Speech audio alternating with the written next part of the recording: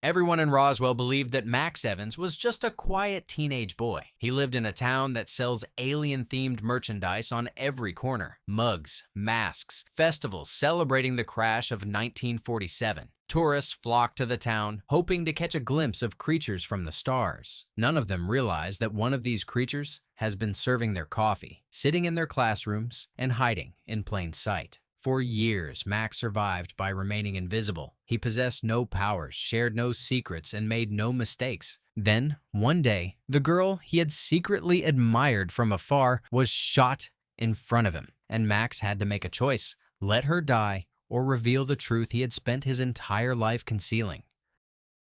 In Roswell, New Mexico, a town made famous for the supposed UFO crash of 1947, a smart teenager named Liz Parker lives with her family in an apartment above their popular Crashdown Cafe, which, to the amusement of customers, serves alien-themed foods and beverages. She works there as a waitress after school with her best friend Maria. One day at the Crashdown Cafe, while Liz and Maria rush to serve the many tourists in town for the upcoming annual Crash Festival, Maria notices a couple of boys from their school, Max and Michael, and approaches them to take their order. However, before she can even reach their table, an intense argument breaks out between two customers, and soon, to the shock of everyone, a gunshot is heard, causing mayhem. As the men disappear from the scene, Max sees Liz on the floor, and against his best friend Michael's advice, rushes to check on her and finds her profusely bleeding from an abdominal gunshot wound. Desperate to save Liz's life, Max puts his hand on her wound and, using his healing power, stops the bleeding and heals the wound, leaving no sign of its existence. However, as people start gathering around and police sirens approach, Max warns Liz not to tell anyone about what he had done for her and drives off with Michael. Soon, as Liz tries to gather herself and wrap her mind around what just happened, Sheriff Jim and Deputy Owen arrive and, after making sure that no one was hurt, start questioning everyone. Despite her bewilderment,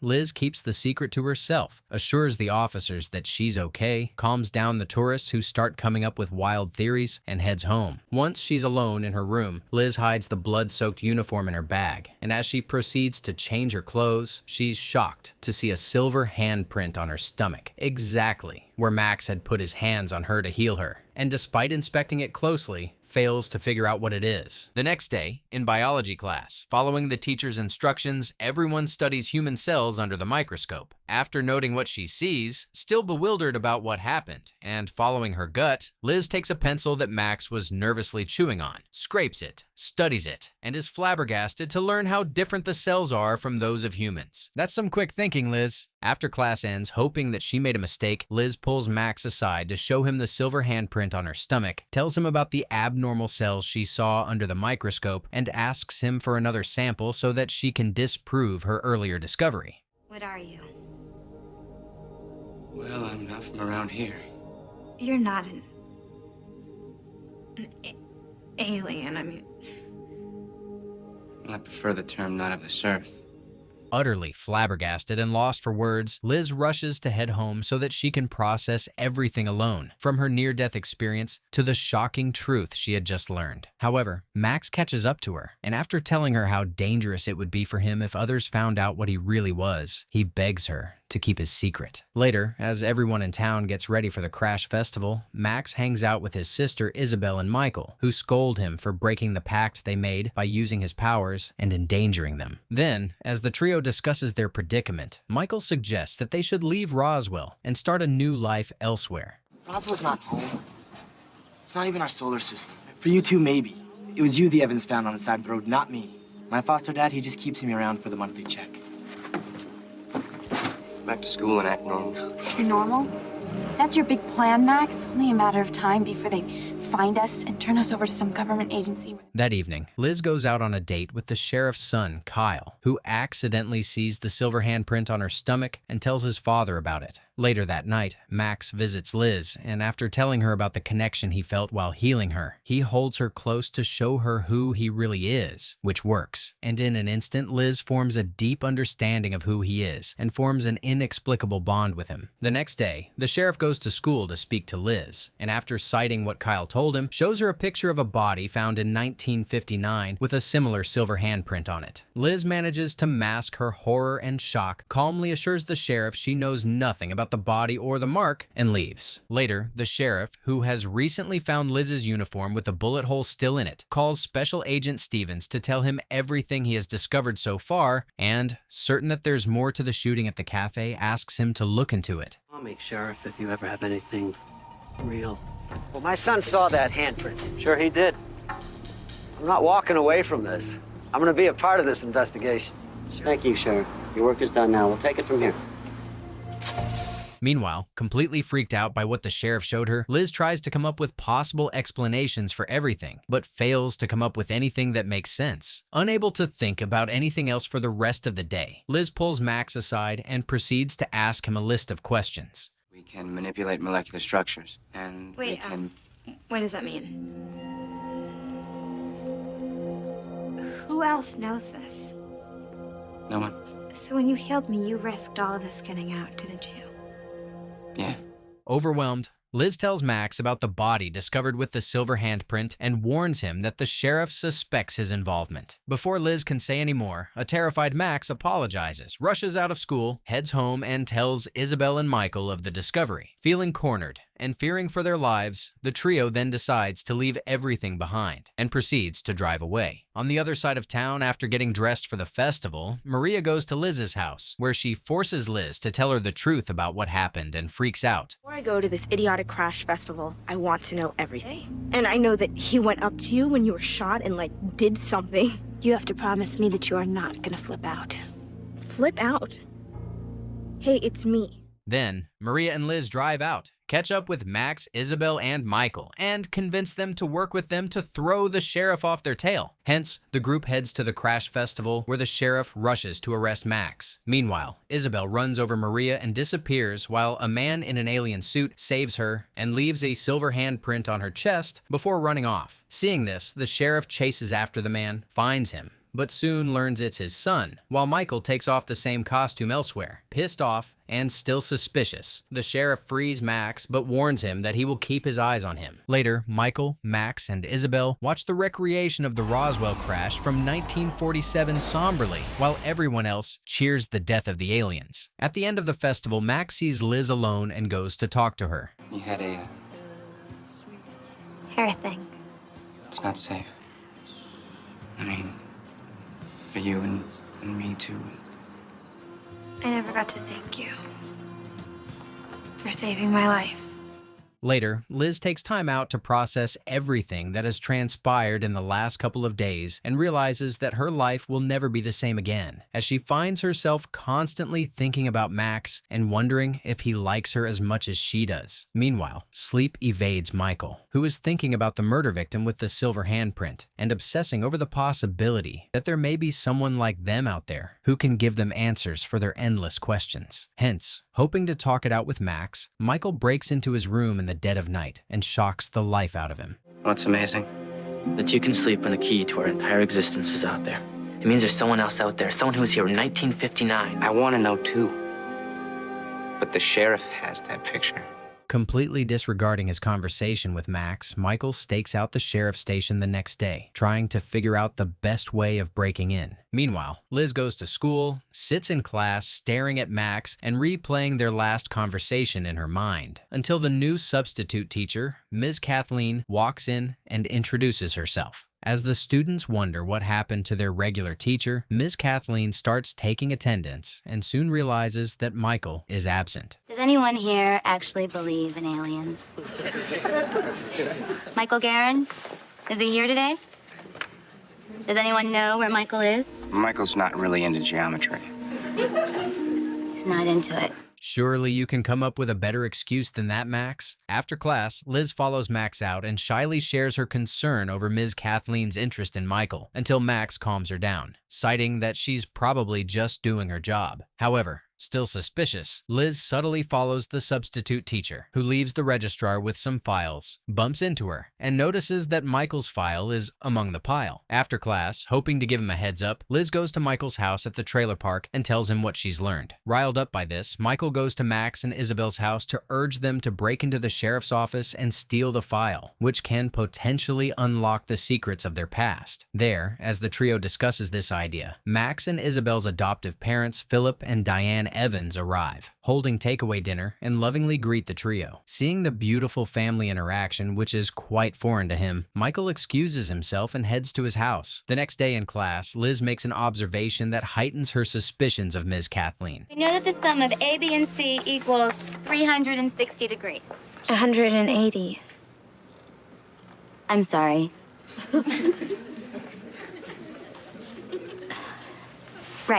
Right, of course. However, a few minutes later, Max sees Ms. Kathleen speaking to the sheriff, which makes him wonder if Liz had been right all along. Hence, hoping to get to the bottom of everything, Max asks Liz to cut class and meet him later. Meanwhile, at the sheriff's station, Sheriff Jim is annoyed to find an FBI agent sent to observe the daily operations, and sensing that something isn't quite right, he goes to his office, locks away the 1952 murder file, and hides the key in his thermos. Later, as he feared, Agent Stevens visits him and gives him an update on the investigation.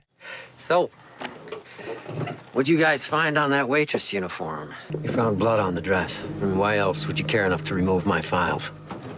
Wouldn't that be a waste of taxpayer dollars? We've wasted enough taxpayer dollars on trying to find something that isn't out there. No. If nothing is found, then why are you taking all the files? Annoyed, the sheriff leaves the agents to collect the files, takes his thermos, and heads out to lunch. At the school, Max and Liz meet in the eraser room, from where Max suggests spying on Ms. Kathleen's office and seeing what she's up to. As the duo waits for Ms. Kathleen to arrive, they enjoy each other's company and get to know each other better. Before you took human form, were you 3 feet tall and green and slimy? So, you really have no idea where you're from, like what planet, or how am I ever supposed to become whoever it is that I'm gonna become while everyone's looking, you know? A few minutes later, Ms. Kathleen arrives at her office, and the duo overhears her making plans to go to Michael's house and freaks out. Later, the duo rushes to inform Michael about what's going on, advises him to stay at the Evans house, and go to the trailer park to investigate the situation. Unfortunately, Kyle sees Liz and Max driving together, and curious to find out what's going on between them, follows them to the trailer park. There, as Max and Liz park at a distance and watch Ms. Kathleen speaking to Hank, Kyle confronts them, demanding to know what they are up to. Max and Liz come up with a random excuse to shake off Kyle, drive back to town, and Max walks Liz home. However, a few minutes later, Max discovers that Michael has disappeared, and knowing exactly where he would be, goes to the sheriff's station with Isabel. Meanwhile, Michael scales the building,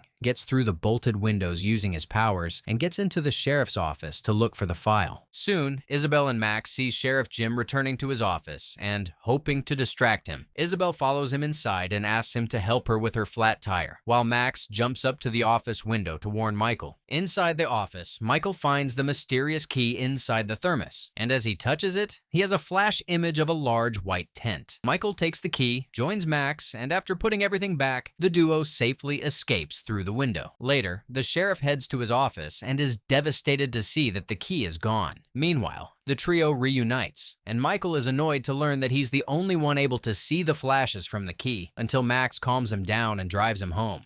Hey, maybe I don't really know what it's like for you. The fact that my life basically sucks is a good thing. It's easier.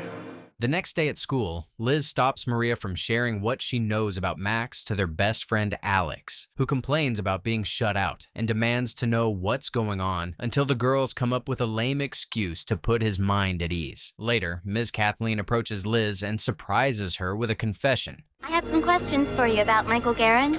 I'm not a substitute teacher.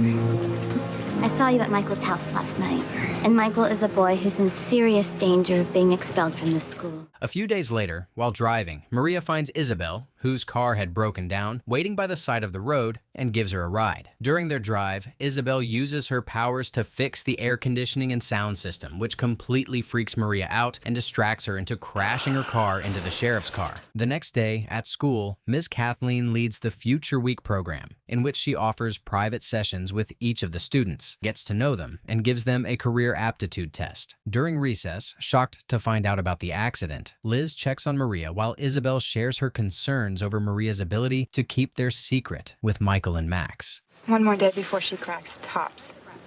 Just try to find something you have in common with her. No, it's impossible. She's irrational.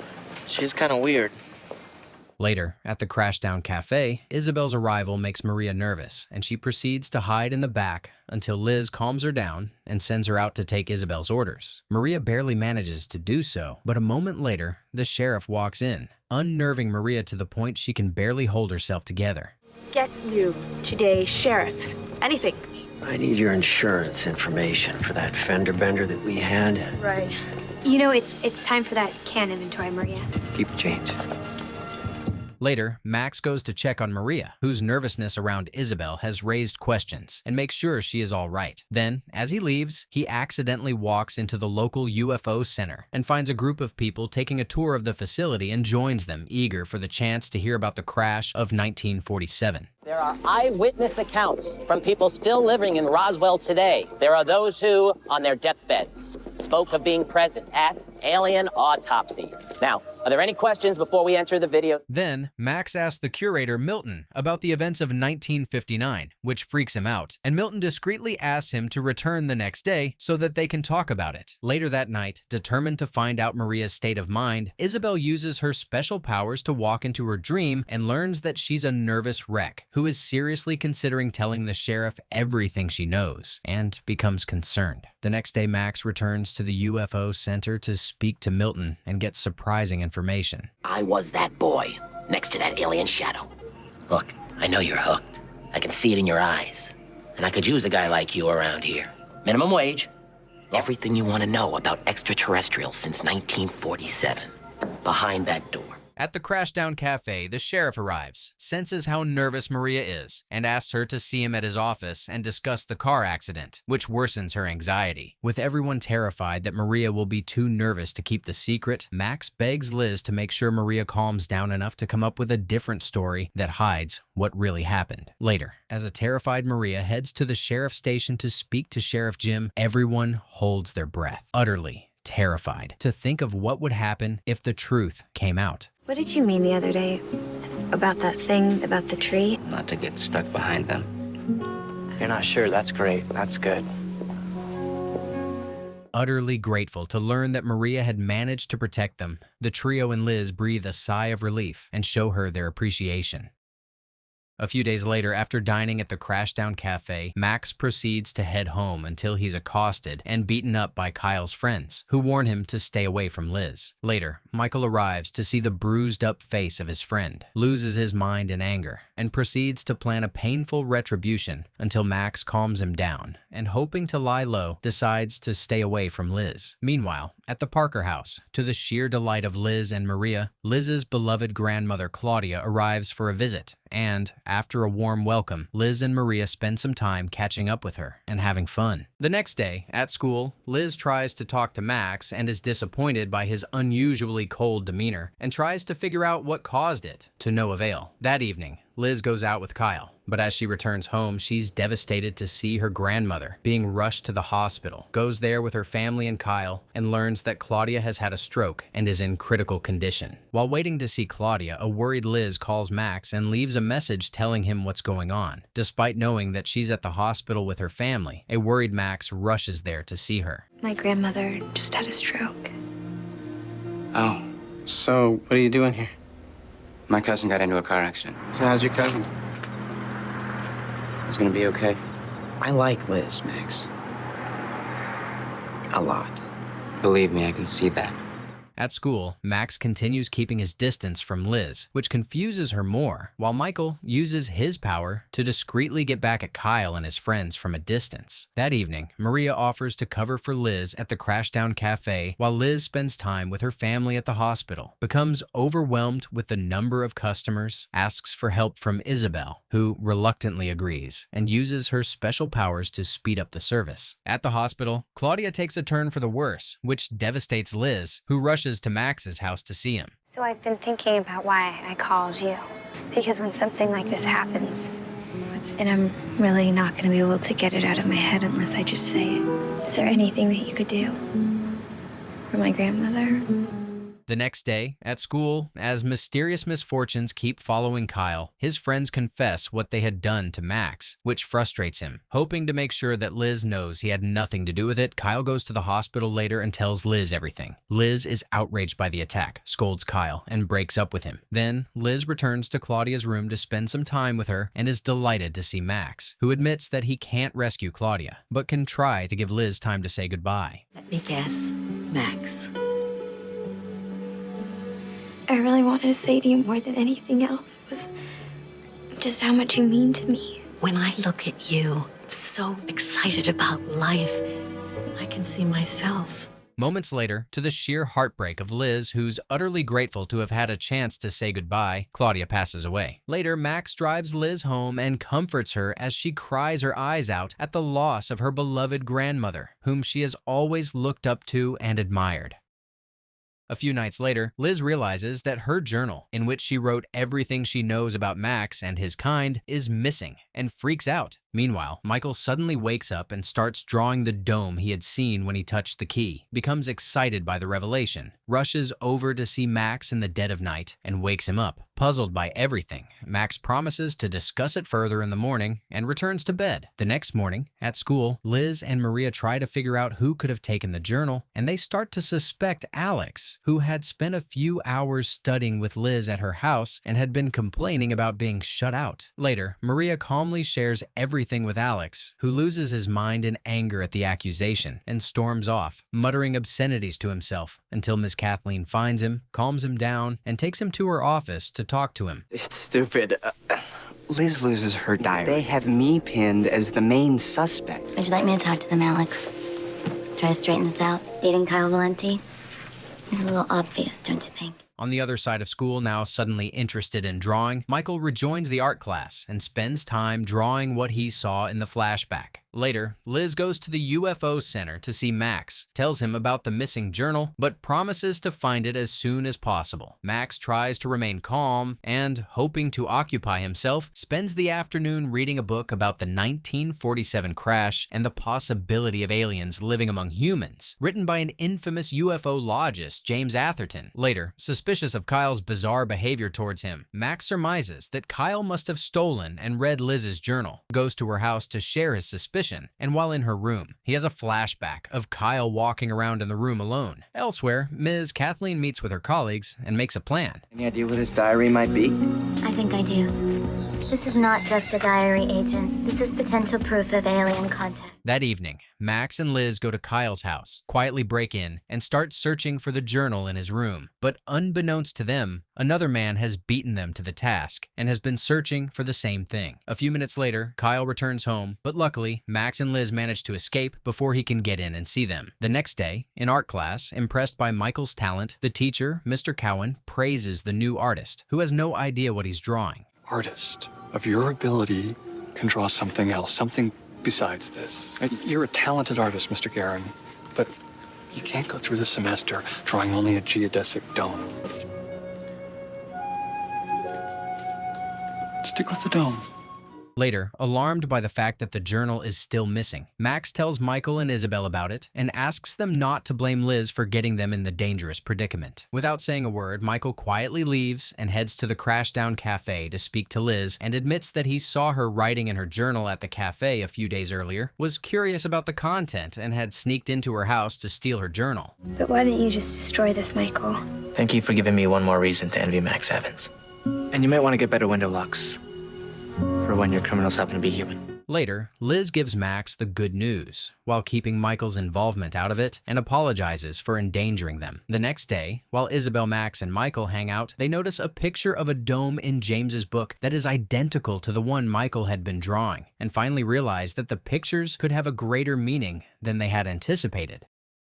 That night, Michael breaks into the UFO Center to search for more information about the dome, prints it, and just as he proceeds to leave, he's caught by Milner and soon arrested. The next day at school, a teacher named Steve gives the students a questionnaire with an assignment to get to know their classmates and proceeds to pair Isabel with Liz, Max with Kyle, and Maria with Michael. Guerin? Wait, did you just say Guerin? Yes, Michael Guerin. I mean, the guy's not even here. Well, then it'll be like true fieldwork, tracking down your subject.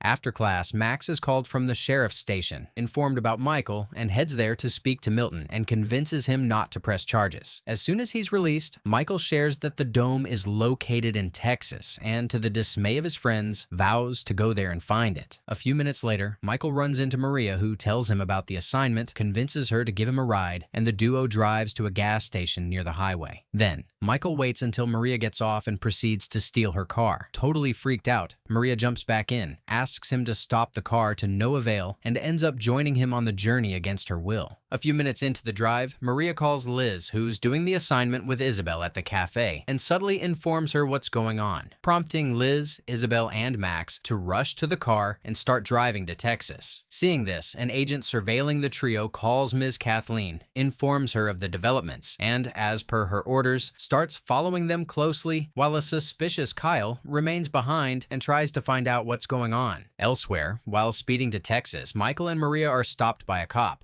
94. Where are you going in such a hurry, son? See, I had this really weak bladder condition, and I drank a big gulp at the last station and had caffeine, so. Of course, officer. There's a drive-thru about 3 miles up. Nice clean restrooms.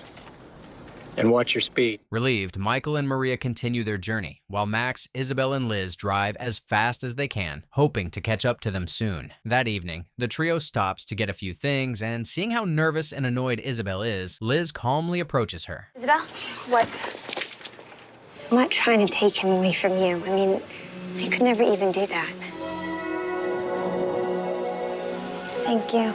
The trio then continues their journey. While in Roswell, Kyle figures out their destination and starts driving out, hoping to catch them. Having heard of the situation from his son, the sheriff goes to his office, takes time out to figure out their route, and starts his journey, unaware that his son is also on the road. Meanwhile, a few hours later, Maria's car breaks down, and Maria and Michael are forced to check into a nearby motel to get out of the cold weather. There, the duo settles in and starts doing the assignment to pass the time. Pretending to understand everything and in reality, not knowing their own minds. Stupid. All right, how about just one personal question? Since I didn't turn you in back there. Because there's got to be something better out there for me than Roswell, New Mexico. When I was a kid, I used to stay up at night. Yeah, it's been a long day, huh? I don't suppose we could share. Not if you were the last alien on Earth. A couple of hours later, Liz and her new friends arrive at the motel, gain access to Maria and Michael's room, and once they make sure they are all right, Max confronts Michael. What were you thinking? You like Roswell, and you like your family, and you like your make-believe life, but don't think it's gonna last. Because one of these days, they're gonna find out about us. However, before Michael can even finish his sentence, Kyle walks into the room demanding to know what's going on, and when he fails to get an answer, proceeds to drag Liz to the car and take her back to Roswell. Fed up with the drama, Liz scolds Kyle and throws him out before joining with Maria to force the trio to tell them everything about the dome in Texas. The next morning, the group heads to the dome, and Max uses his powers to unlock it when Michael's key fails to do so, and heads inside, but is disappointed to find it seemingly ransacked, as if someone had already been there and searched through the place. Then, desperate to find a clue, with Maria's help, Michael holds the key, gets a flash of images, and discovers that there's a hidden room. He soon uses his key to unlock a trap door leading to a cellar. The group heads down into the cellar, but before they can explore it, the sheriff arrives, starts walking around searching for them, but is soon knocked out by Kathleen. The group remains hidden in the cellar, and fearing that whoever has arrived will discover them soon, starts collecting all the files they can find. Moments later, Maria and Liz discover a tunnel and lead everyone out, including Isabel, who stays behind, mesmerized by a pendant. Seconds later, Kathleen finds her way down to the cellar, while the sheriff wakes up, quietly discovers the identity of his attacker, but pretends to be unconscious until she leaves. Kathleen follows the group through the tunnel, but to her frustration, she misses them as they all quickly jump in their cars and flee the area. During the drive back home, Liz finds herself reflecting on what her life has become over the last few months. Meanwhile, in Maria's car, Maria and Michael finally stop bickering, as Maria starts to see a different side of the annoying, unpredictable classmate she thought she knew, and they enjoy their drive back together. Later, at the Evans residence, Isabel studies the symbol on the pendant she found in the cellar, which seems oddly familiar, and starts going through family photo albums until she finds what she's looking for and rushes to show Max. We were on the beach one day and we drew this thing in the sand. This symbol together, do you remember that? Draw it. What? Close your eyes and try to draw it. But I don't remember it. Draw it. What made you think of this? You two look exhausted. How late were you last night? I didn't even hear you come in. I hate lying to her.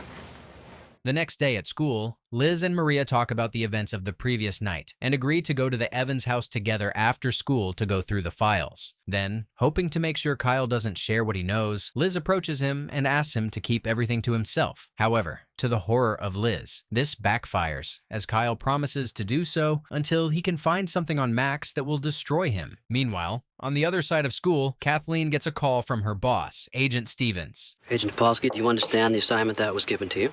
Yes, sir, I do. The assignment is to observe the subjects and determine whether or not the theories about them are substantiated. The theories about them are substantiated covertly. I've been acting covertly. Yes, sir. Don't waste my time, Agent! Later, the sheriff goes to the UFO Center to do his own investigation and learns that James had mysteriously disappeared in 1959. Following his instincts, Sheriff Jim digs some more and figures out that the body discovered in 1959 with a silver handprint is, in fact, the infamous author James Atherton. A few minutes later, before the sheriff can fully process the result of his discovery, his deputy Owen alerts him to a break-in at the Evans residence, and he rushes over there with his officer. Meanwhile, Isabel and Max return home, find it swarmed with officers, rush to check on their mother, and are relieved to see that she's okay. They then learn that their house had been robbed and all the files have gone missing. Then, while Deputy Owen takes Isabel's statement, he notices her pendant and remarks that he had seen the symbol on a reservation outside of town. Terrified, and now being followed by agents wherever they go, Max, Isabel, and Michael discreetly head to the Crashdown Cafe and, together with Liz and Maria, discuss how to proceed. Suddenly, Michael notices the pendant and realizes that the sign looks very familiar to him. But after a few minutes of discussion, Max announces that it's too dangerous to go to the reservation and advises everyone to lay low. The next evening, Liz visits Max at his house, tells him her plans to go to the reservation alone, convinces him to give her the pendant, drives there in hopes of finding an answer, and meets an old man named River Dog. Give me that. Where did you get this?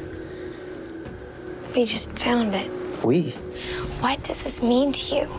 It brings death. The next day, a man named Eddie visits Liz at the Crashdown Cafe and tells her to meet Riverdog at the reservation that night. Later, knowing that Kathleen is following them wherever they go, Michael, Isabel, and Maria use themselves as bait and lead her in a wild goose chase around town before they head to the Crashdown Cafe and wait to hear from Max and Liz, who have used the distraction to go to the reservation to meet with Riverdog. In Roswell, Sheriff Jim follows Kathleen, who has been running through red lights and driving like a madman, stops her, and as he proceeds to arrest her, the agent asks for a chance to explain herself, and the duo goes out for a drink. It's a hell of a kick you've got going. About gave me a concussion. It's funny how everybody agrees they've taken the wrong tack when their cover's been blown. Superiors find out about this, I'm off the case. And I probably have information that you would like to have. You have information that I might want. This can't be good. Meanwhile, at the Crashdown Cafe, while nervously waiting to hear from Max and Liz, Michael and Maria kiss and get to know each other better. At the reservation, Liz assures Eddie, who had warned her to come alone, that Max means no harm, and he leads the duo to a dark cave, informs them they must pass a test to talk to Riverdog, and vanishes into the night. Then, as the duo proceeds into the cave, Max hears Liz screaming, uses his power to light up the cave to check on her, and sees Riverdog, who tells him he has passed the test. I once knew someone like you. I didn't know befriended me and everyone here. The man gave Atherton his necklace. The one you had. November 1959. I have one more thing to show you. Did he draw this? Yes. He said someday you would come. He was afraid they were going to kill him. There's nothing more I can tell you. Nothing more you can learn. Then, as the duo heads out, Riverdog stops Liz and warns her to be cautious of Max. However, Liz chooses to trust Max, takes his hand, and follows him out of the cave. A couple of days later, Max and Liz cut class and, hoping to do some normal teenage things for once, go out for a drive on the old highway. During their drive, the duo listens to their favorite songs and enjoys each other's company. But soon, this blissful moment is turned upside down when Max suddenly swerves to avoid hitting a wild horse, and they crash into a ditch. Luckily, Liz is unharmed, but she's rushed to the hospital with an unconscious Max, who's severely hurt in the crash. On the way to the hospital, Liz calls Maria to inform her of the situation. Soon, Michael and Isabel rush to the hospital to check on him, are devastated to see Max in such a state, and are terrified to see the staff drawing his blood, knowing what they will uncover when they test it. Too many people here. I'm his sister. No one's supposed to be here. I realize you're just trying to do your job, but we're all in shock right now. Just keep it low-key. Thank you. I'll get the blood. What have you guys done before? Nothing like this has ever happened before. Meanwhile, at the school, the principal informs Kathleen of the situation, and she quickly sends her fellow agents to the hospital to gather information. Later, Maria brings Alex to the hospital, where Liz asks him to give them his blood. Seeing her desperation, Alex agrees to do so without any hesitation, and while he closes his eyes in fear, Isabel uses her power to draw his blood. Then, Michael gets to the lab ahead of the agents who have arrived to steal Max's blood and replaces Max's blood with Alex's. That was a close call. Relieved by the feat, the group waits together to hear about Max. Then, hoping to save him more trouble, Liz advises Alex to go home. Offended by the way he's treated after he took such a risk to help, Alex proceeds to angrily storm out. Wait. I've been waiting, Liz, and apparently I'm not gonna get an explanation. Yeah, you gotta trust me. What is it, drugs? Is that what this is? And then you can't use Michael's blood, because he's just as high. So who do you call? You calling your buddy Alex? A few minutes later, to the delight of his family and friends, Max wakes up. Surprised by the unexpected and speedy recovery, the doctor examines him closely and relates the good news to his mother, who's worried out of her mind. As everyone gathers to check on him, Max introduces Liz to his mother. Then, relieved to be discharged, Max leads everyone out of the hospital. But soon, Michael returns to the room to grab Maria's bag and finds the agents going through Max's chart and the trash. Later, Michael shares this with his friends and suggests that they should turn the tables around and investigate those who are chasing them around town and threatening their peaceful existence. Hence, the group comes up with an idea, and the next day, Max and Liz go out around town, knowing that a mysterious man is following them, while Michael, Isabel, and Maria subtly follow the man to find out his identity. After a few minutes, the man loses sight of Max and Liz, who go into the UFO center and blend into the crowd, becomes disappointed, and heads back to his motel, unaware that the trio is following him. After the man leaves, Maria and Michael break into his room, go through his trash, find a number, call it, and are shell-shocked to hear Kathleen's voice on the other end of the phone. Meanwhile, having done their part of the plan, Max and Liz head to school, where they discuss everything that happened. You know, when I saw you in that car, I thought you were... It was like I couldn't breathe, you know? Isabel saw him talking with Kyle today. He saved your life, Max. I guess these are the things you do when you feel a certain way about someone.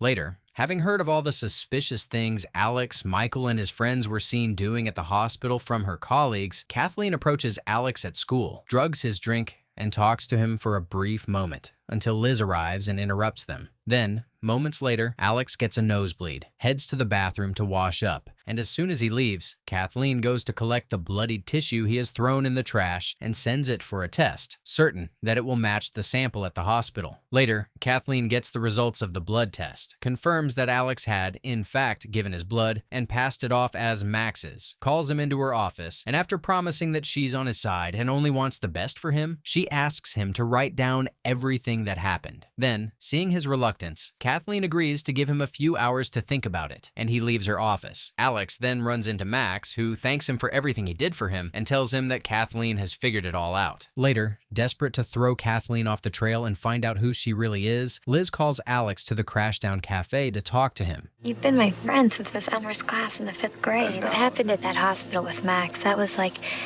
the most important thing I've ever had to do in my life. I need you to believe in me, even though I can't tell you what you want to know. I swear to you, I am on the right side.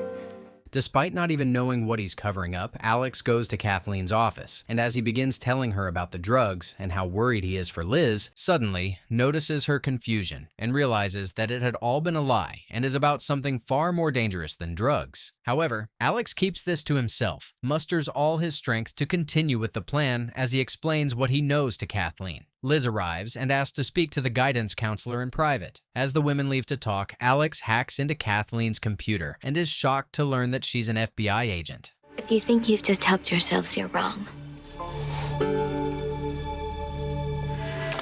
You're playing games with something very dangerous. Liz and Alex quietly watch as Agent Kathleen grabs her stuff and walks away, hoping this will be the last time they see her. Moments later, once they are alone, Alex, who has completely trusted Liz enough to do everything she has asked of him, has finally had enough of being kept in the dark and decides to talk to Liz. Tell me exactly what has been going on with Max and... No, Alex, don't say things. What, something that I won't go through with? Either you tell me the truth, or I walk. Fighting to hold back her tears, Liz watches as her best friend of 5 years walks out of the school and her life for good. A few days later, as the unusual heat wave continues in the small town, Liz notices everyone around her getting together, including Maria and Michael, and feels stuck in life, and like her relationship with Max is going nowhere. At school, Liz notices the sheriff arriving to speak to Alex about the sudden disappearance of Kathleen and freaks out, wondering how he would handle it. Later, Liz runs into Kyle, who had just started seeing a girl named Vicky, and becomes delighted, believing that he will be too distracted to focus on getting revenge on Max. Suddenly, feeling lonely, Liz searches for Max, finds him in the library, and talks to him. Kyle started seeing someone. Vicky Delaney. Liz, I'm sorry. It's okay, it's not your fault, you know. I'm just a little bit worried right now. People have started pairing up and moving forward. Are you saying there's something going on between Michael and Maria?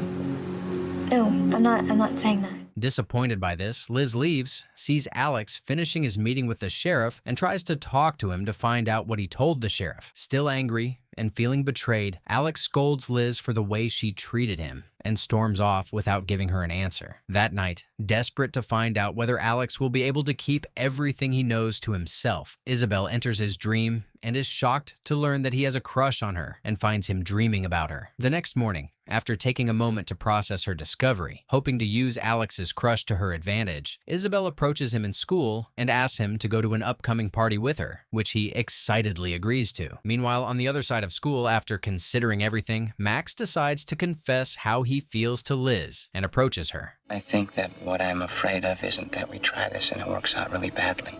You know when you said before that we couldn't be together? That's not your decision, is it? Hey, Liz. How you doing on your mating ritual?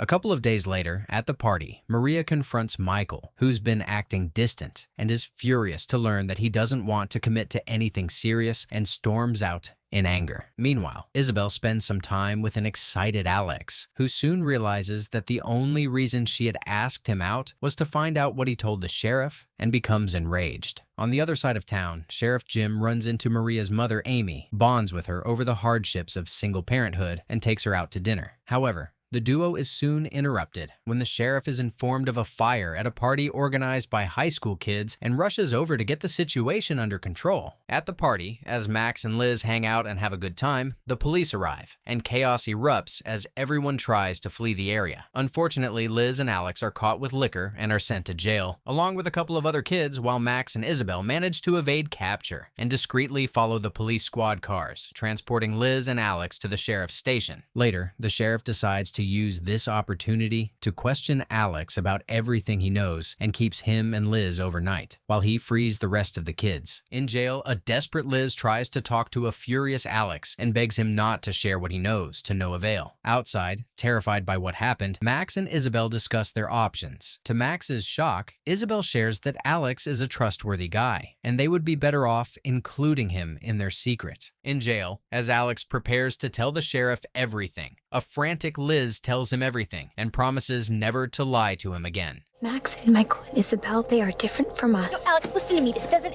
have anything to do with drugs. Alex, Max, Michael, and Isabel. Where are they from? Illegal aliens? Yeah, sort of. You don't even understand. The past few months have been like absolute torture lying to you. Then, despite being confused out of his mind by what he hears, Alex gives Liz the benefit of the doubt, reminds the sheriff that they're minors, can't be questioned without a guardian present, and threatens to report him, which forces the disappointed sheriff to let both Liz and Alex go. I don't believe in aliens. Neither did I. I believe that you believe. Leave it at that. What a gem of a friend Alex is. Later, Max visits Liz at her house and apologizes for complicating her life. Then, the duo kiss and start a relationship. A couple of days later, Michael finds a picture of the symbols from the cave at the reservation in Max's books and loses his mind in anger at the fact that Max kept something so important to himself for so long. Isabel and Michael confront Max, who explains that he was just waiting for the heat to die down so that they could all go back and check it out. But before he can get a chance to convince them, Liz arrives for their date and he leaves after promising to discuss the matter when he returns. Outraged by Max's decision, Michael disregards this, heads to the reservation alone, demands to speak to River Dog, and, ignoring Eddie, who tells him that River Dog is conducting a sacred ritual, forces him to take him there. Michael and Eddie join the ritual and quietly follow it for a few minutes before stepping back out. Meanwhile, in Roswell, Alex, who's having a hard time processing what he's discovered, goes to the Crashdown Cafe to talk to Maria and finds her fuming over her breakup with Michael. Where'd you come out of all this? Well, I got two theories. One piece of advice, okay? Don't get involved with them. They're pretty heartless. On the other side of town, Max and Liz have fun on their date and enjoy each other's company until they are interrupted by Maria, who frantically informs them that Michael is sick. Liz and Max rush to the Crashdown Cafe and find a shivering Michael. Luckily, a few minutes later, Michael feels better, refuses any help, assures everyone that he's okay, and storms out. The next day, while at the UFO Center, Michael falls ill and asks for Max, who rushes over to check on him and, together with Isabel, takes him to the Crashdown Cafe and asks Liz for help. With her parents out of town, Liz leads the group upstairs to her house, where they tend to Michael, frantically trying to get his fever down. To make matters worse, a few minutes later, an unconscious Michael starts saying a chant and calls River Dog's name. Finally getting a lead, Max and Liz rush to the reservation to speak to River Dog, while Isabel and Maria stay back to look after Michael, and Alex takes a shift at the cafe and covers for his friends. Later, as soon as Max and Liz reach the reservation, Eddie rushes to meet them and informs them that they are no longer welcome there, as they have broken River Dog's trust and told what they found there to someone else, who has failed River Dog's test. Despite this, Max and Liz decide to wait for River Dog, who has mysteriously left, hoping it won't be too late. Just like you'd expect from Michael. Here I am. Deal with me. And we all saw the headlights at the same time. Isabel took my hand. I held my hand out for Michael. He just wouldn't take it. It's just kind of sad, you know, thinking of being separated like that. I've been thinking about it a lot, too. Whether this is just our life cycle. Meanwhile, in Roswell, Michael's situation gets worse, and as Maria gives him water to calm him down, he sees a vivid vision of the symbols in the desert. Later, at the reservation, River Dog arrives and asks Max and Liz to bring Michael as soon as possible. The man who lived in this cave when I was a boy was not like us.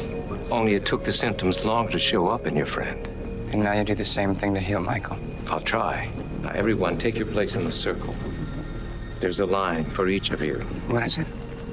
Water. Everyone takes turns drinking the water until Liz, who's terrified out of her mind for Max, hesitates and is left out. Moments later, as the group recites a chant, the stones light up in their hands. Luckily, the healing works, and to the sheer delight of everyone, Michael wakes up. And I saw things. But you came back. Give me your rocks. Michael takes the 5 stones from his friends, puts them onto the symbols on the cave, and explains that the painting is a map. Later, at home, while Liz reflects on how terrified she is that someday Max will go through the same illness, Max arrives, tells her that ever since they have gotten together, he hasn't been able to think about anything else, which can be quite dangerous, and breaks up with her. A few days later, while doing homework on the kitchen table, Max chats with his mother, who is cooking, until Diane becomes distracted, and soon a massive grease fire erupts. Max reacts quickly, puts the fire out with his powers, and rushes to check on his mother, who is quite shaken up. Later, as Max explains that he had put the fire out with a pot of water, the sheriff arrives to check on the Evanses and becomes fascinated to learn how Max miraculously saved the day and put out the fire that would have otherwise resulted in a major disaster. The next day at school, Max, Michael, Alex, Maria, and Liz, who's trying to move on from her breakup with Max, go to a basketball game where Max is annoyed to see Liz supporting Kyle. Unfortunately, a few minutes later, to Liz's dismay, Kyle is injured and is forced to leave. Meanwhile, at the Evans residence, while Isabel rushes to leave for the game, Diane, who had spent the whole day watching old home videos, approaches her and asks her if she has ever noticed something unusual about her brother. Isabel masks her fear, dismisses her mother's suspicions and heads to the game, where she tries to convince Max to tell Diane everything, to no avail. The next day, after reading a pamphlet on home emergencies the sheriff had given her, Diane learns that water doesn't put out grease fires, becomes more suspicious, and asks Max how he really put out the fire. Feeling cornered, Max storms out of the house with Isabel, who once again shares that she can no longer keep lying to Diane, and proposes to tell her the truth. However, Max still refuses to do so, in fear that it will forever change their family dynamic, as Diane won't love them anymore. At school, enraged by Michael, who has failed to even thank her for all that she has done for him while he was sick, Maria lashes out at him about his ignorance and gives him a hard time. Meanwhile, now knowing how it feels to be broken up with, Liz sympathizes with Kyle, and after preparing some pie and study notes, goes over to his house to check on him, but is disappointed to see that Kyle doesn't respond to her gesture kindly. After a couple of days, Kyle, who has spent some time reflecting on everything, goes to the Crashdown Cafe to apologize to Liz, and the duo decides to become friends. Unbeknownst to Liz, Max, who had arrived at the cafe, sees this interaction, and feeling heartbroken, he leaves without speaking to anyone. Later, Diane watches an old family video, sees a 6-year-old Max healing a bird, and asks him about it. Terrified, Max storms out without answering her, and meets with Michael and Isabel to discuss the situation. Michael supports Max's decision not to tell Diane, and warns Isabel that there's no such thing as unconditional love. However, Isabel doesn't want to hear any of it, lashes out at her brother for always making decisions without her, and leaves. At school, hoping to thank Maria properly, Michael builds a napkin holder, gives it to her, and asks her to never do any more favors for him, as he doesn't want to be indebted to or entangled with anyone. The next day, Max approaches Diane at a park and talks to her. Have you ever thought about trying to find your real parents? Without you, I don't know where I would even be. I love you, and you're my son. This is for you. I remember my first few nights in our house so well. The thing is, it would never bring me home, because I don't know what home is. Later, Max apologizes to Isabel, who's disappointed to learn that Diane is still in the dark about who they really are, and comforts her.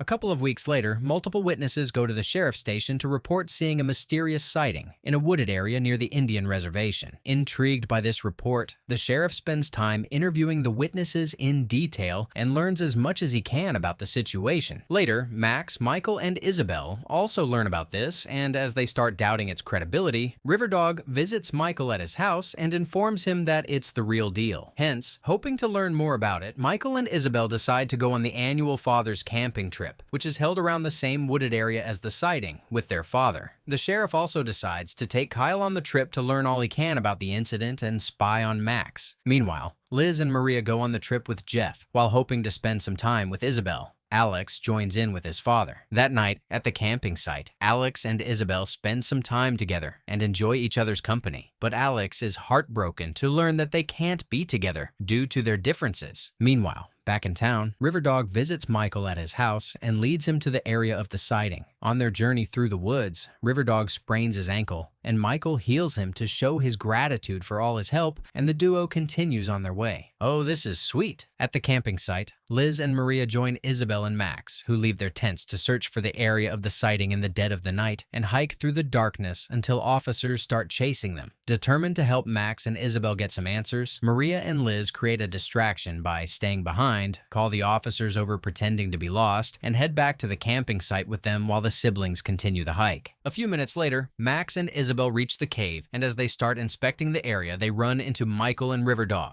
Then, moments later, the group sees a symbol carved on the ground. It's a sign. It was meant for you. What does this mean? That he's back. Then, suddenly, the trio hears some sounds and realizes that they are not alone. Michael starts to look around to find out who's spying on them and finds the sheriff lurking in the shadows. Luckily, while Michael has a standoff with the sheriff, Max uses his powers to erase the symbol, and to the annoyance of the sheriff, the trio pretends to be lost out in the woods and thanks him for finding them. Later, the deeply conflicted sheriff goes to a nursing home to see his father.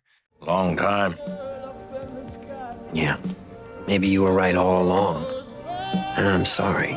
A few days later, the 10th annual UFO convention is held at the UFO Center in Roswell, and excited by the recent report of a sighting, numerous tourists flood into town to learn all they can about aliens. Amidst this buzz, hoping to get Liz out of his mind, Max volunteers to take on more responsibility at the center, much to the delight of Milton, who rushes to introduce him to a legendary man. You are looking at one of the few men in the world rumored to have made direct contact. That's one way of looking at it. Trying to get Hub to participate in our final roundtable discussion on Sunday. Meanwhile, at the Crashdown Cafe across the street, the tourist couple, Jen and Larry, who had witnessed the shooting and Max's healing power a few months earlier, arrive, and, hoping to intimidate Liz into confessing what really happened, sit for hours observing her, which makes her quite nervous. Later, on the other side of town, the sheriff heads into his office and is surprised to find an ex-deputy named Everett, who had worked with his father, waiting for him. Before Sheriff Jim can address the intruder, Everett mocks his father's failed crusade against aliens and leaves, as if he had come back after decades to spite him. Rattled by his interaction, the sheriff returns home, goes through his father's old files, reads about the murder accusation that had ruined his life and his career forever, and, not knowing what to believe anymore, sits there for hours, studying everything. Meanwhile, at the UFO Center, curious about Everett, Max searches the database about him and learns that he was a witness to a murder at a silo in 1972, the same murder James Valenti Sr. was accused of. Elsewhere, the sheriff heads to the nursing home to speak to his father about the old murder case. Dad, try to focus. He couldn't let go of his wife. That was his problem all along. They're trying to kill me. On the second day of the convention, while Larry spends his day at the UFO Center, Jen stays back at the Crashdown Cafe, gets to know Liz better, confides in him that Larry's obsession with aliens is ruining their relationship, and even helps her out around the overcrowded cafe. At the Direct Contact Symposium at the center, Larry shares the shooting he had witnessed, points at Max, and details his healing powers, which is fortunately too fantastical for the crowd to believe. However, this attracts Everett's attention, and he follows Larry out to learn details of the case. On day 3 of the convention, Everett visits the sheriff at his office. It only lasts for a day or so and then it disappears, so I'm always around with a camera. I know you've been investigating, but you're a weekend enthusiast. The others I procured, like I said, I have connections. You can't trust him, Jim. Once he's alone, the sheriff investigates the murder victims further and learns that one of them is Everett's late wife, Sheila. Then, realizing that his father had been right all along, the sheriff heads to the nursing home to speak to him about the murder at the silo. And you helped him find that drifter, isn't that right, Dad? And when you found him, you killed him. You killed an innocent man because of Hubble. No. Dad, tell me what happened out there, please. Then, Everett asks Max to give him a ride to his motel so that he can bring his slides for the symposium, and the duo drives out of town, chatting and getting to know one another, until Everett starts telling Max about his late wife. Pull over to the side there. I want to show you something. You recognize it? I don't know what you're talking about. I've never been here. 4 innocent people lost their lives starting that day. But I don't know you. I know you. Luckily, Michael comes to Max's rescue, and the duo pins Everett to the ground until the sheriff arrives and tries to defuse the situation. However, disregarding the sheriff's orders, Everett holds Max at gunpoint and, determined to avenge the loss of his family, proceeds to shoot him, forcing the sheriff to shoot and kill him.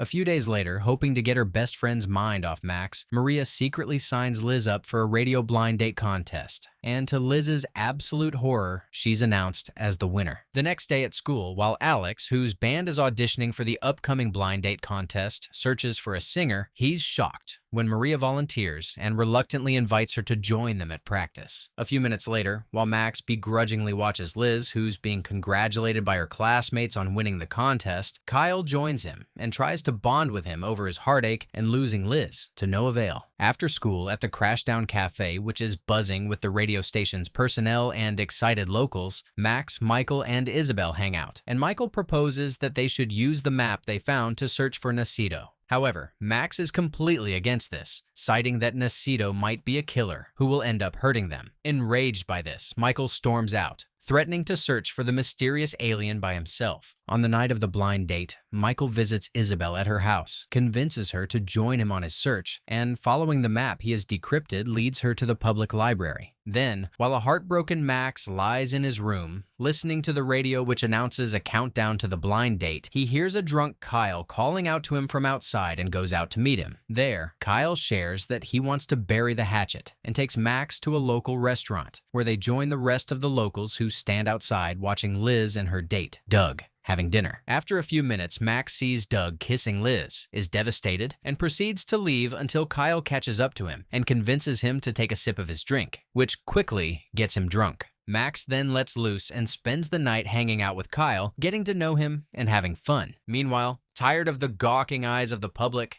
Doug and Liz sneak out of the restaurant, get to know each other at a local diner before going back to Liz's house, where they are shocked to find Max and Kyle, who have shown up to win Liz back. Bewildered to see Max drunk, Liz tries to talk to him privately, while Kyle keeps Doug away. Max takes Liz on a walk around town, uses his power to make romantic gestures, tells her how much he loves her, and asks her to leave all the drama behind and run away with him so that they can be together. However, before Liz can make any decision, the radio station crew, who have been looking for her all over town, find them, take them to the concert along with Kyle and Doug, and in front of the excited crowd ask Liz to make her choice. Hoping to express how he feels about her, Max kisses Liz, but this completely sobers him up, and he freaks out as if reality suddenly hits him, and he proceeds to storm out. Gutted by this, Liz runs after him to talk to him, but is devastated to learn that he has no recollection of everything he professed to her. "Are you sure, Max?" Meanwhile, Maria summons her courage to get over her stage fright and performs beautifully with Alex's band. On the other side of town at the public library, despite Isabel's constant warning to be cautious, Michael, who's desperate to find a link to his past, sends a signal to Nacito and waits for him to respond. After waiting for hours with no response, Isabel erases the signal at Michael's behest, and the disappointed duo heads home. But a few moments later, unbeknownst to them, a mysterious figure arrives, reignites the signal, and walks into town. Is this a good thing?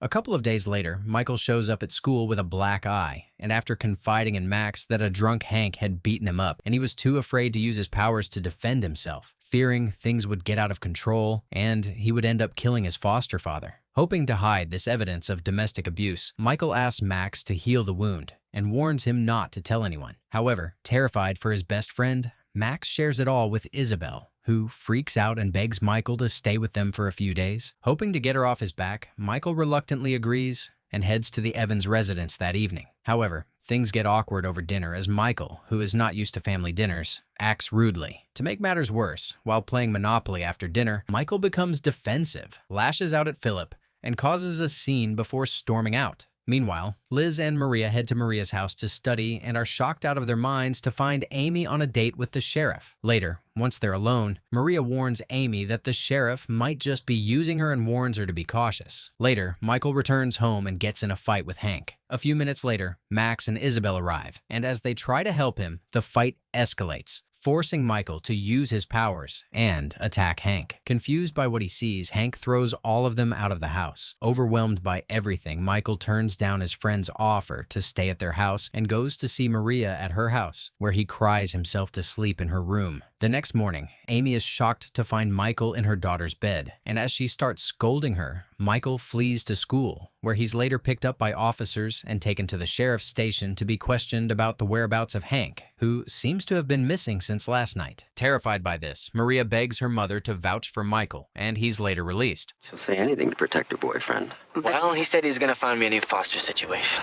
Where are you supposed to go? Anywhere but here.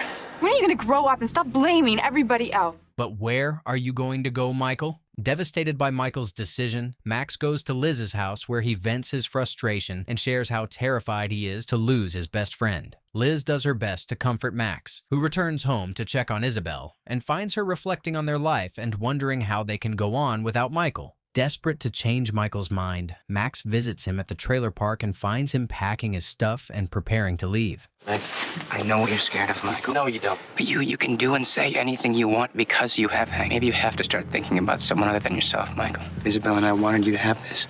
Michael goes out on the road to hitchhike, and once he finds a ride, goes through the package Max gave him to find Naceto's stones, which quickly transports him to his childhood and everything he went through with Max and Isabel, who have always been there for him, The next morning, Isabel wakes up and is delighted to find Michael, who has seemingly changed his mind, cooking breakfast for everyone. Soon, the rest of the family joins Michael in the kitchen, thanks him for his effort, and shares a hearty breakfast. Then, Michael summons his courage to ask Philip, who is a lawyer, to help him with his emancipation. A few days later, with the help of Philip, Michael gets emancipated and for the first time in his life, prepares to take charge of his own life and looks to the future. Good for you, Michael. Meanwhile, to the sheriff's surprise, Hank arrives at the station and visits him in his office. You want to tell me about the gunshots? Never clean a gun while you've been drinking.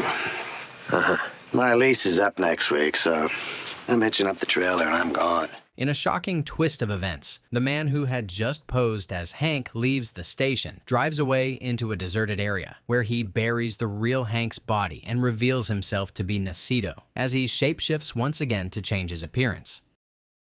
A few days later, Max goes to the Crashdown Cafe to speak to Liz and pulls her aside. Once they are alone, Max kisses Liz, who suddenly gets visions of space that neither she nor Max can explain. Later in class, Max and Liz, who can't keep their hands off one another, are given detention. To make matters worse, the couple is later discovered kissing in the eraser room. The principal calls both Diane and Nancy to school, details what he had discovered, and asks them to speak to the honor students, who have suddenly started acting out, and put them back on track. Later, Max and Liz meet in detention, where Liz shares her discovery. Max, I saw this, but I saw it. I didn't make them up, they're real. That night, at home, realizing that her daughter is no longer a child, Nancy approaches Liz and advises her to make informed decisions about her physical relationship with boys, and assures her that she can come to her for advice. Meanwhile, Isabel and Max visit Michael at his new apartment, where Max tells them about Liz's theory. Max then realizes that Liz may be seeing what's buried deep in his consciousness, just like he sees what's in hers, and decides to talk to her about it. The next day, at school, Max goes to the girls' locker room to talk to Liz and test his theory. However, once there, Max is distracted by a glowing mark on Liz's neck, touches it, and gets a vivid vision. This is getting really weird, Max. And it's glowing.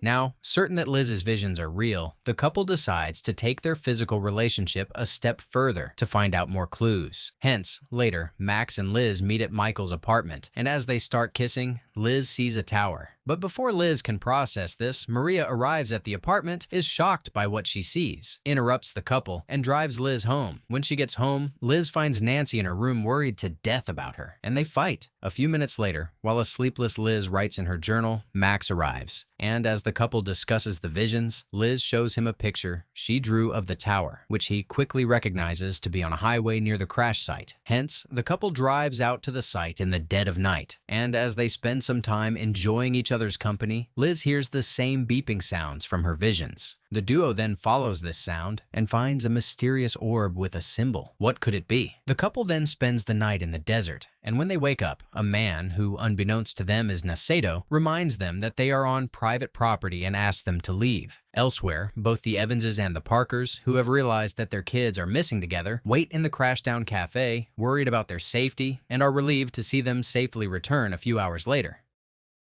A couple of days later, while Max and Liz hang out in Max's car, they hear a strange knock on the window. Best way to protect yourselves is to just act like normal kids. I think I was followed. Don't trust anyone.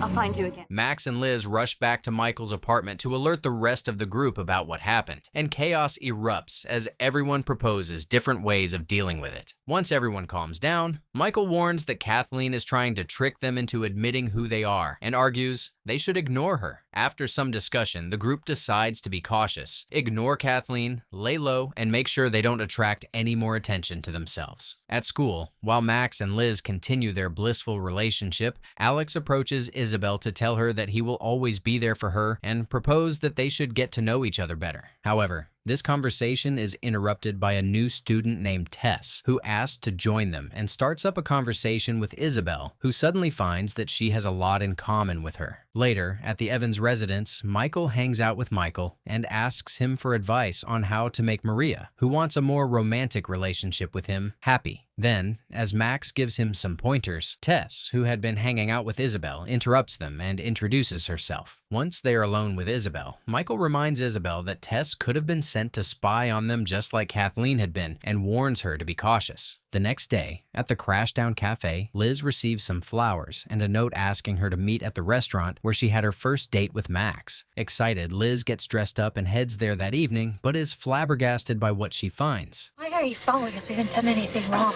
You're smart. I knew you were the one I could get through to. They don't know I'm here. If they did... Who's they? Sometimes I don't even believe them myself.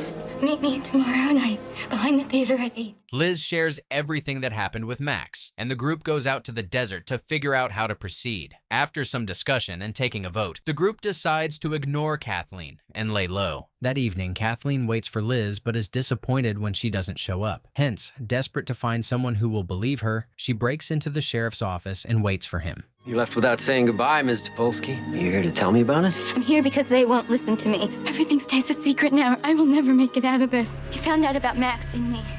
At the convention. Confused by everything, the sheriff calls Agent Stevens home and is shocked to learn that he had recently died. A couple of days later, Michael, who had started working at the Crashdown Cafe, asks Maria to go out on a double date with Max and Liz, and they cut their shift early to leave. Meanwhile, Alex hangs out with Isabel at the cafe, and as he tells her that he would do anything to protect her and asks her for a chance, Tess shows up out of nowhere, reminds Isabel that they have a girls' night planned, and leads her out.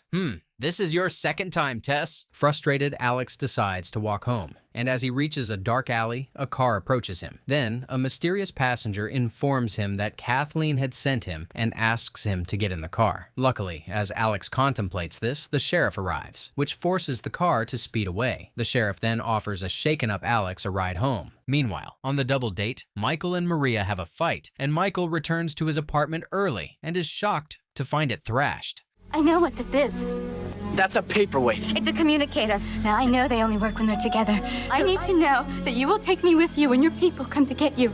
I will meet you tomorrow night at Buckley Point with the other communicator. The next day, at the Crashdown Cafe, Maria finds Michael stealing her car keys to go meet Kathleen with the orb and convinces him to take her with him. Then, before they head out, a terrified Maria leaves a note to Liz about their destination. After a few minutes of driving, Michael and Maria arrive at the meeting place, and as they wait for Kathleen, they are shocked to see Max and the rest of the group arrive. Max and Michael get into a fight about Michael's decision to meet Kathleen behind their backs and endanger everyone. Moments later, to the shock of the group, the sheriff shows up out of nowhere. Stopped by my office this morning. Explain a few things about Mr. Pulse. Dr. Margolin is a psychiatric specialist. She had a breakdown, to the point that she makes up elaborate scenarios to justify the fears that she has. The sheriff said he knew you and that you'd had trouble with her in the past. As the sheriff then proceeds to his car, he sees the communicator, which had been dropped during the fight, and becomes fascinated with it, and much to the dismay of the group, picks it up to examine it closer and keeps it. Meanwhile, the doctor, who unbeknownst to everyone is Nacito, drives to a local graveyard, where he shapeshifts into a drifter and continues his journey through town. Later, while waiting for Michael to arrive, Kathleen is abducted by the agency, which is determined to do anything to keep their secret safe.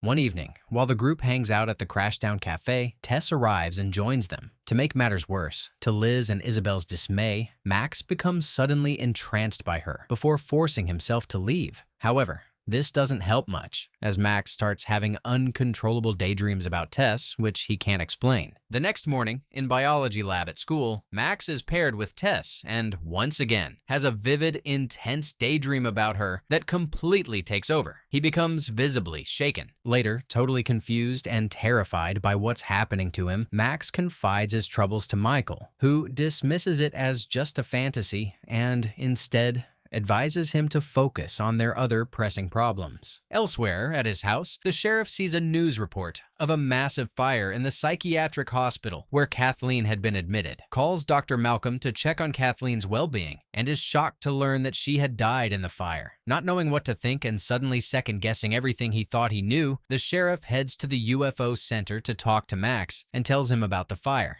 You remember Dr. Margolin? Psychiatrist who came out to get her that night? So who was he, Max? I mean, the guy who was standing right there. And how the hell did he look like a doctor who was 3,000 miles away? We need to help each other now. And you need to trust me. Elsewhere, unbeknownst to anyone, a mysterious figure who has bugged Michael's apartment watches everything Michael does and studies him closely. The next day, seeing how troubled Max is by the daydreams, Michael decides to find out more about Tess, breaks into the registrar's office at school, goes through her files to learn her address, goes to her house, and is shocked to find it empty. To make matters worse, Michael soon notices army officers around the property, which makes him extremely nervous. Michael then returns to the Crashdown Cafe, where he updates Isabel and Max on his discovery, only to learn that Max had kept them in the dark about his earlier encounter with the sheriff, which infuriates him. Then, as an argument breaks out between Michael and Max, Liz is sad to overhear them arguing about Max's newfound interest in Tess and retreats to the back. Then, before Max can run after her and explain himself, the sheriff arrives, gives the communicator orb to Max as a way of building trust, and informs him that he's ready to talk to him anytime. Later that day, hoping to find out more about her new friend, Isabel heads to her house, finds her unpacking boxes with her father, Mr. Ed Harding, and spends some time with her. Then, hoping to help, Isabel picks up a box of pictures and is shocked when Tess sternly orders her to put it back. That evening, determined to explain himself to Liz, Max goes to the Crashdown Cafe to see her, tells her that she's the only one for him, and assures her that nothing is going on between him and Tess. Then, only a few moments later, Max proceeds to head home and runs into Tess across the street. As if pulled by an uncontrollable force, Max kisses Tess and sees flashes he can't explain. Seeing this from a distance, a heartbroken Liz retreats to her house and cries her eyes out. Later, confused by his own actions, Max goes to Michael's apartment to vent. It was like something was controlling me. What's wrong with you? Why don't I go talk to your buddy Valenti about it, all right? Would you leave it alone already? You were solid, someone I could trust, even more than I could trust myself. Way to have Liz's back, Michael. Annoyed by his response, Max shoves Michael, and soon a fight ensues. However, a few minutes later, the boys are shocked to find the hidden camera and turn their attention to finding out who could have been spying on them. The next day, a heartbroken Liz confronts Max about what he did. Max tries to explain that he had no control over his actions, implying Tess had come after him, giving Max, who believes Tess and her father are working with the FBI and surveilling them through the camera, the benefit of the doubt. Liz hatches a plan with the rest of the group, and while they set up a surveillance system and watch from a nearby abandoned warehouse, she goes to Tess's house to set up the camera. Once there, Liz talks to Tess about Max and how hurt she is about their kiss. Then, while Tess goes to the kitchen to get Liz a drink, Liz sets up the camera under a statue, and as the group watches from the warehouse, she starts going through the box of pictures and is shocked to find surveillance images of Max. Unfortunately, to everyone's horror, Ed soon arrives, finds Liz going through the box, and as he questions her about what she's doing, a terrified Liz accidentally breaks the statue. Shocked and hoping to recover the camera before anyone finds it, Liz proceeds to clean it up to no avail and is instead forced to join the Hardings for dinner. Terrified, Liz then asks permission to call her mother and instead calls Max, who wasn't aware of the operation, to subtly tell him her situation. Max and the rest of the group arrive at the house, discuss what to do, and, desperate to rescue her from the dangerous situation, Max knocks on the door, asks to speak to Tess, and rescues Liz. Once reunited, unaware that they're being surveilled by the sheriff, the group discusses Liz's discovery before heading back to the warehouse to continue their surveillance of Tess. Later that night, the group is flabbergasted to see Tess collect all the broken pieces of the statue and use her alien powers to effortlessly repair it.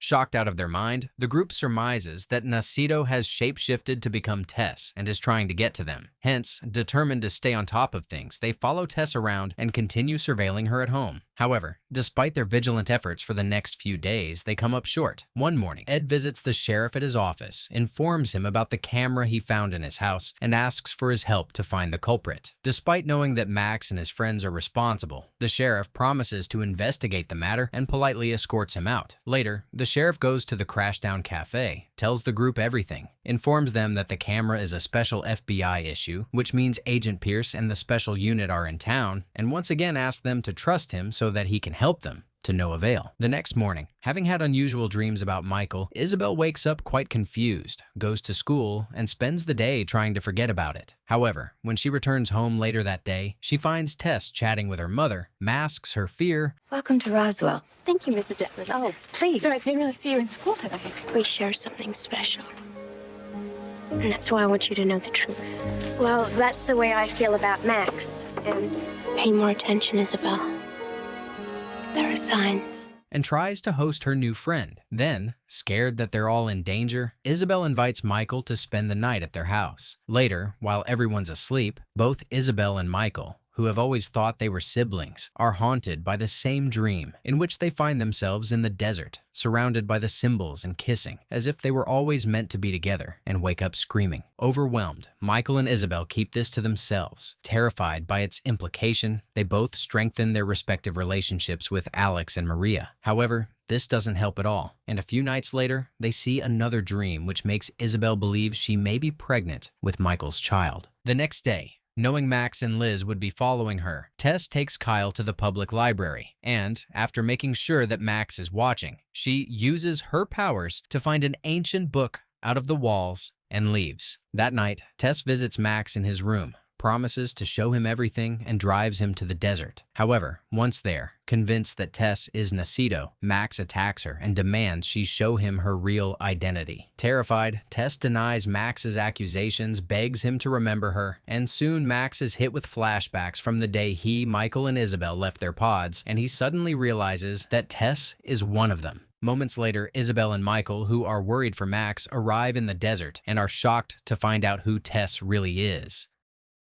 Michael then leads Isabel up the cliff and uses his power to mysteriously open a wall. Inside the wall, the trio finds the 4 pods, from which they were born as fully grown children. Tess joins the trio soon, and as she tells them how she was left behind in the chamber when the trio escaped, an overwhelmed Isabel storms out, unable to process everything she learned. Michael and Max run out after Isabel, leaving Tess behind to ponder everything. Moments later, Nacito, who has successfully been posing as her father, Ed, appears and scolds her for bringing the trio there when the FBI is watching them closely. Annoyed by this, Tess reminds Nacito that she will do anything to gain the trio's trust, who are her only real family. Meanwhile, Michael, Isabel, and Max discuss everything they have found out and come to a shocking realization. They know what we would look like. Because we were designed. Do you understand what you're saying? What that means we are? No, I belong with Liz. Not according to this. You and me and the baby, that's what this is. The what? Meanwhile, at the station, a deputy named Dave Fisher arrives, introduces himself, and informs Sheriff Jim that he has been assigned to Roswell. Suspicious of the curious timing, the sheriff decides to keep the deputy at an arm's length and gives him menial tasks to do around the station to keep him busy. On the other side of town, while running errands, Ed notices an FBI agent following him around, lures him to an empty alley, and, as a warning to Agent Pierce, kills him in broad daylight. Later, Max and Tess go out to the desert, where Tess shares everything she knows. The pictures in the book. The 4 of us. What do they mean? I don't know you. But you do, because we're the same. The dreams are to awaken us, to show us how it's meant to be. I hope that doesn't disappoint you. A few minutes later, Max heads to the Crashdown Cafe, pulls Liz aside, and asks her to go for a drive with him, and rushes her out, without even giving her a chance to talk to Maria. As the couple runs out of the cafe, Maria sees them from a distance and proceeds to cover for Liz. Maria then heads to the kitchen, accidentally overhears Isabel and Michael talking about their predicament and their baby, which shocks her to the core. Determined to find out what's going on, Maria confronts Michael and is heartbroken by the way he dismisses her feelings and his confession that even though he doesn't know what's happening and never slept with Isabel, all he cares about is Isabel's well-being. A few minutes later, Alex, who has heard about what's going on, arrives at the Crashdown and tells Isabel that he will always be there for her no matter what. Elsewhere, after driving for a few minutes, Max and Liz park to talk, and as they start kissing, Liz is terrified to see flashes of darkness and dead bodies, and realizes that something ominous is going on. Meanwhile, Max heads to the Crashdown, where he tells Isabel and Michael that Isabel is not pregnant, and that, according to Tess, the dreams are there just to guide them to their destinies. You look quite disappointed by that, Michael. Then, Max announces that he won't let an ancient book dictate his life and starts searching for Liz. Confused by this, Maria tells him that she last saw her when she was running out with him, and is horrified to learn that Max had just gotten back from the desert and hasn't seen Liz all day. Suddenly, it dawns on everyone that Nacito has shapeshifted to look like Max and kidnapped Liz, and the group freaks out. Then, after some discussion, they decide that they need the sheriff's help to rescue Liz, and Alex and Maria go to the station to inform Sheriff Jim that Max kidnapped Liz. Elsewhere, Determined to leave clues for Agent Pierce, Nacito dumps the body of the FBI agent he had murdered on the highway and details his elaborate plan to lure the agent out and kill him so that Max, Isabel, Tess, and Michael can be safe. In Roswell, Deputy Dave informs the sheriff that Max and Liz had been spotted on the highway around a gas station that has mysteriously exploded. The sheriff tells the deputy to wait at the station and heads out to find the couple. Meanwhile, Isabel, Max, and Michael force Tess, who is reluctant to get involved, to help them in the search, and as they speed out of town, the deputy stops them and proceeds to give them a ticket until Isabel charms him and apologizes. Elsewhere, Nacito drives Liz to a carnival, where he tells her that Tess and Max are destined to be together, and, hence, Max won't come to her rescue. Then, Nacito sends a column of light as the last clue, which is seen by the sheriff, the FBI agent, and Max and his friends, whom Nacito refers to as the Royal Four. The Royal Four speed to the carnival, split up, believing he will lead them to Liz. On the other side, the sheriff follows Nacito and Liz to a mirror maze, which makes it hard to find his suspect. The FBI agents, Deputy Dave and Max, soon arrive, and a chase ensues. Unfortunately, after a few minutes, to the bewilderment of the sheriff, who sees both versions of Max, the FBI arrests Max, while Nacito escapes with Liz. Nacito takes Liz to a trailer, where she quickly realizes that he's not the real Max. He then shapeshifts into a clown and goes out to rescue Max, while Liz suddenly realizes that the real Max is in custody, is heartbroken, and wanders around the carnival until she finds Isabel, Michael, and Tess, and tells them what happened. Elsewhere, Max is held in a white room, where agents survey him through a two-way mirror and wait until Deputy Dave, who reveals himself to be Agent Pierce, orders them to give Max some time to rest before they start questioning him. The next morning, the agents start torturing Max, trying to get him to admit that he's not human and tell them about his home planet. However, despite the pain, Max maintains he's just a small-town teenage boy, which angers Agent Pierce, who orders his team to run numerous tests on Max. These are your blood cells. Completely not human. So now you are going to start answering my questions. Agent Pierce then starts listing names of agents, going back 50 years, that have been found dead with a mysterious silver handprint, and demands Max tell him why and how he killed each one.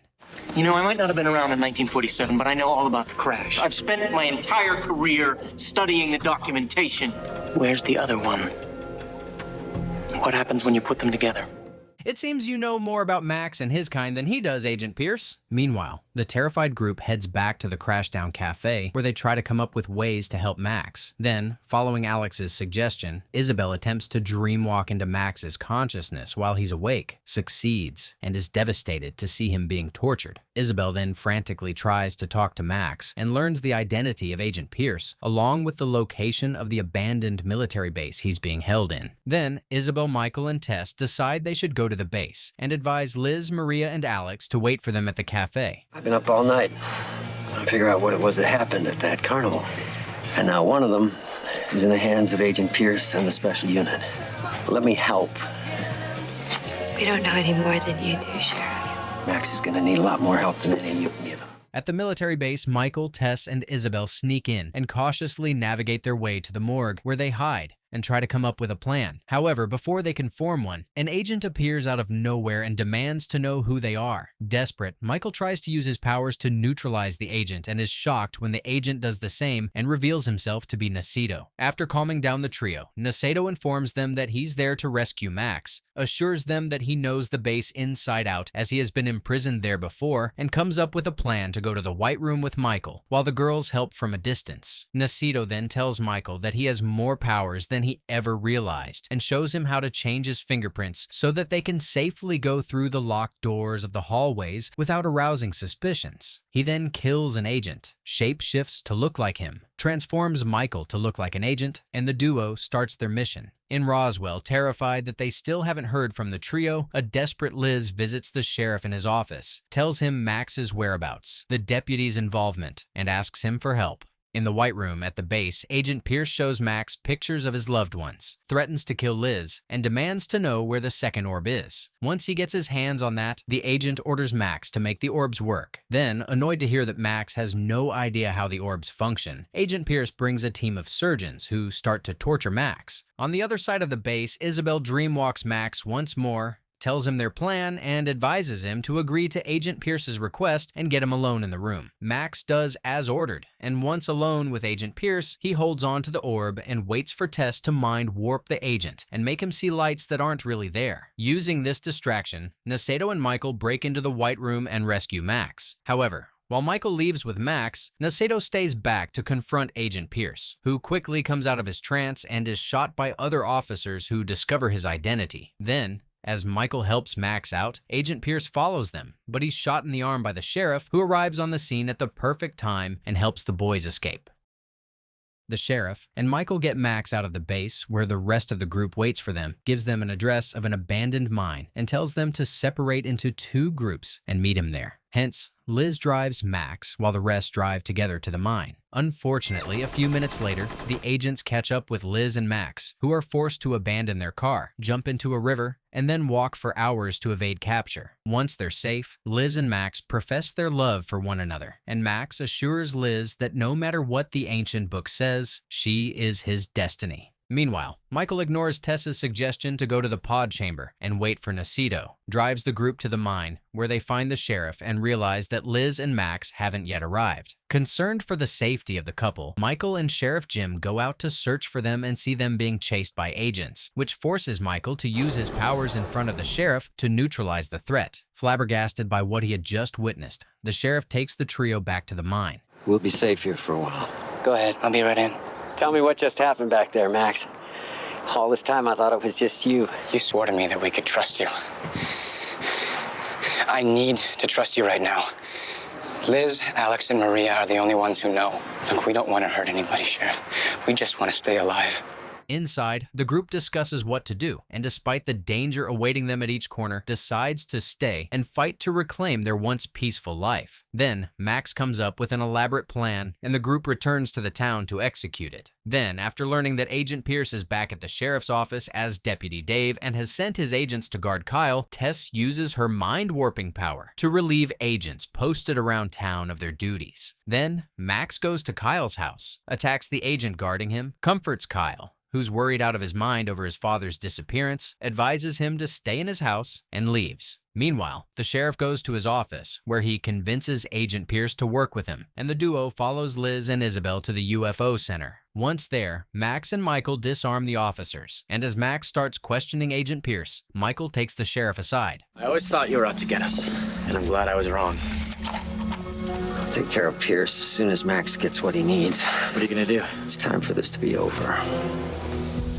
Max then questions the agent about Naceto, but fails to get any answer. Hence, Isabel's dream walks him and learns that Naceto is dead and takes time to find out where they're taking his body. After hearing this, Tess urges them to find Naceto's body so that they can use the healing stones Riverdog had given them to bring him back. Meanwhile, on the other side of the center, Kyle arrives, sees the tied-up deputy who convinces him that Max has kidnapped his father, frees him, and hides. A few minutes later, the agent sees the sheriff, Max, and Michael from a distance and proceeds to shoot. The sheriff quickly shoves the boys out of the way and engages in a shootout with Agent Pierce. Moments later, seeing that the agent has the upper hand, Michael intervenes and uses his power to neutralize Agent Pierce, but accidentally kills him. Before the group can react to this, the sheriff is utterly horrified to find Kyle shot and on the brink of death, rushes to his side and begs Max to help him. Max lays his hands on Kyle's wound and heals him just like he had healed Liz. Delighted by this, the sheriff holds on to his confused son, thanks the group,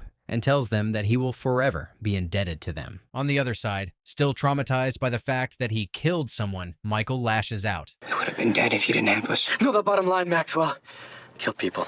It's never been safe. What difference does it make now? No, I'm not safe. I can do these things and I can't control them. Look what I did to Pierce. There was absolutely nothing you could have done, Michael. Hoping to keep Maria safe from the powers he doesn't yet know how to control, Michael then advises her to stay away from him and storms out. Later, Max, Isabel, and Michael search for Naceto's body, find it, and take it to the pod chamber where they meet Liz and Tess. While Liz watches, the Royal Four use the healing stones to perform the ritual and revive Naceto. She doesn't belong here. She's with me. Set off those orbs, and you have no idea who you may be leading straight to us. The only way we can ever go back is if nobody's hunting us anymore. Pierce is already dead. He'll only be replaced. Unless we replace him. This is a brilliant plan. Nacito then shapeshifts to look like Agent Pierce and, after promising that he will keep them safe, runs out to take the agent's place at the FBI. Then, determined to find out more about who they are, Max grabs the orbs, orders the trio to focus all their energy on them, and soon, a bright light appears. If you are seeing me now, it means that you're alive and well. You perished in the conflict that enslaves our planet and mixed with human genetic materials so that you might be recreated. I have sent with you your young bride, the man you were betrothed to, and your brother's second in command. I always knew there was something out there, but I didn't know how important it was. Heartbroken by what she sees, despite Max's plea to stay with him, Liz tells Max she won't stand in the way of his destiny, lovingly bids him farewell, and leaves. Unfortunately, unbeknownst to anyone, just like Nacito had feared, the message sends signals around the country, alerting the enemy to the whereabouts of the Royal Four.